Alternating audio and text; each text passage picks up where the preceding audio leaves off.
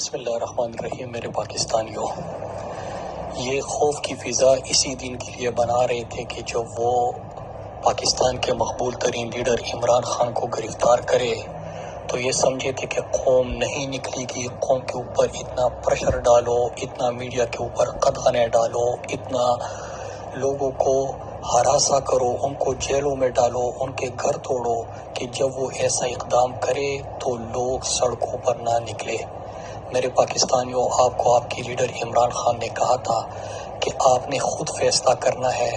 کہ گھر میں سہم کر، ڈر کر، بیٹھ کر ان کی غلامی تسلیم کرنی ہے یا آپ نے حقیقی آزادی حاصل کرنی ہے۔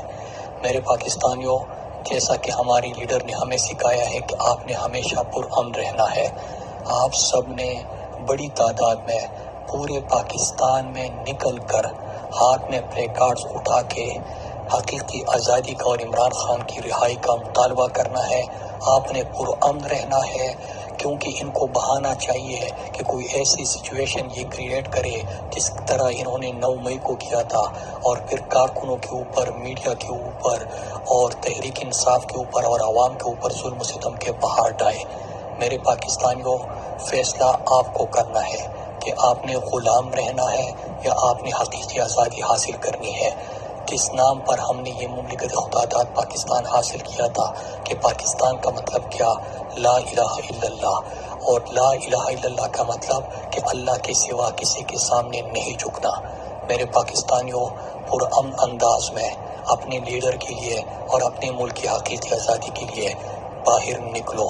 اپنے ملک کے مستقبل کے لیے، اپنے بچوں کے مستقبل کے لیے نکلو۔ انشاءاللہ وہ دن دور نہیں کہ پاکستان صحیح معنوں میں حقیقی آزادی حاصل کرے گا، صحیح معنوں میں ایک فلاحی ریاست بنے گا۔ آپ نے دیکھا کہ ریجیم چینج آپریشن کے بعد کس طرح پاکستان کی معیشت کو برباد کیا، خوشحالی کو برباد کیا، آئین کو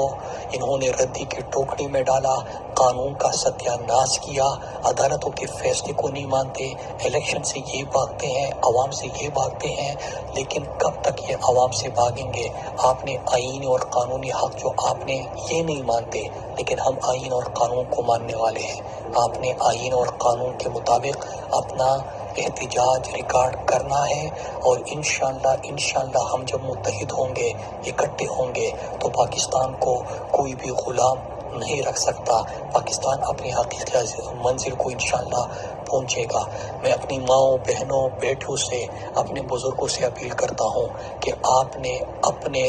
مستقبل کے لیے، اپنے ملک کے لیے، اپنے لیڈر کے لیے، اس لیڈر کے لیے جس نے ناموس رسالت صلی اللہ علیہ وآلہ وسلم کا مقدمہ پوری دنیا میں لڑا، اس لیڈر کے لیے جب اسلام کو دہشت گردی سے جوڑا جا رہا تھا تو اس نے اسلام فوبیا کے خلاف اقوام متحدہ میں قرارداد منظور کرائی، اس لیڈر کے لیے جو مدینے کی ریاست بنانے کا عزم یونائٹڈ نیشنز میں کھڑے ہو کے کرتا ہے، اس لیڈر کے لیے جو کشمیر اور فلسطین کا سفیر بنا، اس لیڈر کے لیے جو عالم اسلام کا ترجمان بنا، اس لیڈر کے لیے جو انہوں نے غریبوں کا سہارا بنے احساس پروگرام دیا، اس لیڈر کے لیے جو پاکستان کے نوجوانوں اور پاکستان کے مستقبل کے لیے منصوبوں کا آغاز کیا، وہ لیڈر جو پاکستان کی خودداری پہ سمجھوتا نہیں کیا، اس لیڈر کے لیے جس نے دنیا کی آنکھوں میں آنکھیں ڈالی اور اس کو کہا کہ ایبسولوٹلی ناٹ، اس لیڈر کے لیے ہم نے نکلنا ہے۔ یہ سمجھتے ہیں کہ لوگوں میں خوف پیدا کر کے، ان کو ڈرا دھمکا کے ان کو گھروں میں بند کر دیں گے، اور یہ جو مافیا ہے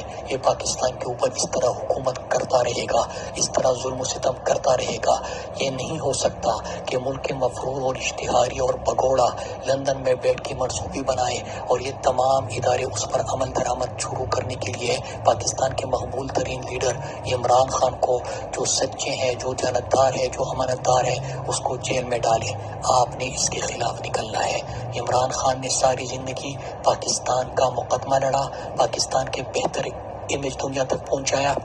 اور اپنی زندگی پاکستان پہ نچھاور کی۔ آپ نے اب اپنے لیے نکلنا ہے، کیونکہ اگر یہ امید انہوں نے ختم کر دی تو پھر اس کے بعد اندھیرا ہی اندھیرا ہے۔